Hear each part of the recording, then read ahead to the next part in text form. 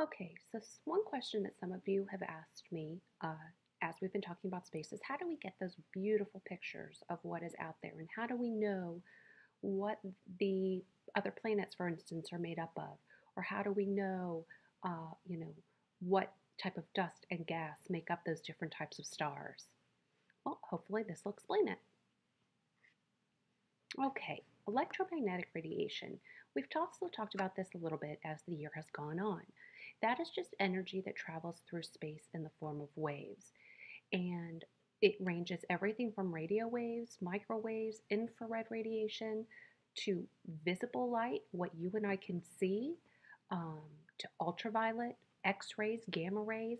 It all has to do with the wavelength and the frequency of that type of radiation and that determines what it is. Now, okay, so those couple of terms that I just used, wavelength and frequency, the distance between the crest of one wave and the crest of the next wave is the wavelength. And so you can see in the picture, from the crest to the crest, it could also be from the trough, which is the bottom, to the trough. Visible light has very short wavelengths. Now, the frequency of a wave is the number of waves that pass a given point in a certain amount of time.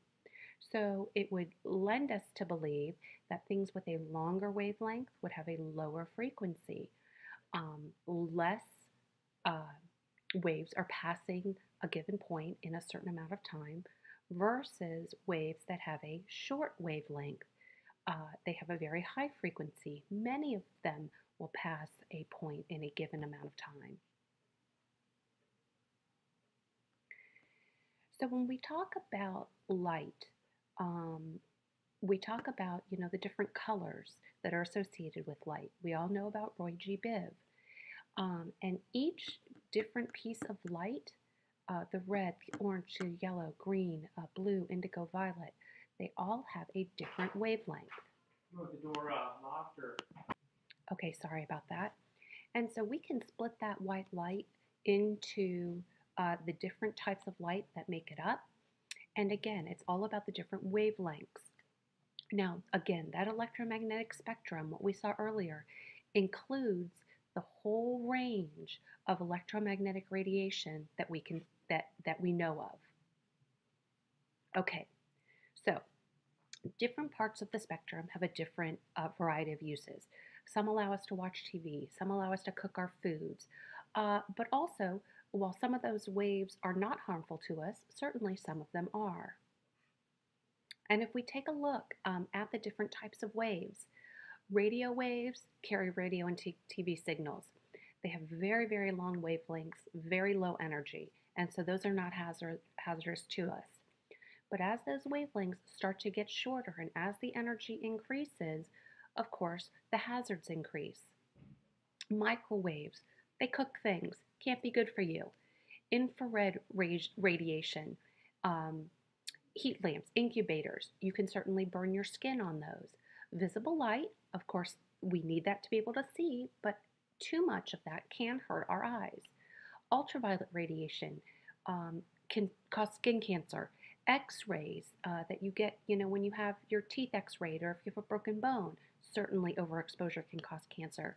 Gamma rays, which can be used to examine the body's internal structure, again, certainly can cause cancer.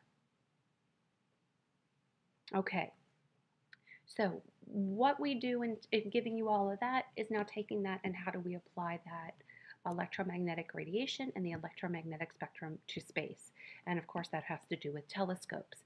Telescopes allow us to see everything, the millions of stars, because as the light from a star spreads out, the telescope is actually able to sort of gather it up so that it's something that we can see. All telescopes do is collect and focus light and other forms of that electromagnetic radiation. Okay, so optical telescopes. That just uses lenses or mirrors to collect and focus the visible light. There are refracting telescopes and reflecting telescopes. So let's quickly talk about those two. A refracting telescope actually uses convex lenses to gather and focus light. The refracting telescope has two convex lenses, one at the end of a long tube, and then light enters through the large objective. The lens focuses the light at a certain distance called the focal length, and the larger objective, because it is a larger objective, it can collect a lot of light, so we can see fainter objects. The smaller lens at the other end of the eyepiece magnifies the image. Now, reflecting telescopes. Those use a curved mirror to collect and focus light. The curved mirror focuses a large amount of light into just a small area, and then a larger mirror simply means that more light and the ability to see, again, fainter objects. Okay, telescopes are often located in observatories. They are expensive and they are very large. And those observatories are typically located on the top of a mountain or in space even, because the atmosphere blurs images. And so if we get that telescope up higher above sea level, it cuts a little bit of that out. And also, the lights around us in the city can also cause a lot of distraction for those telescopes. All right, radio telescopes.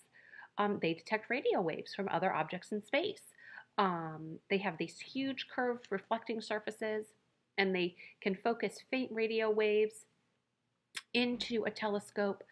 They are large, so they can collect large amounts of wavelengths produced by radio waves. X-ray telescopes. Very hot objects in space give off X-rays.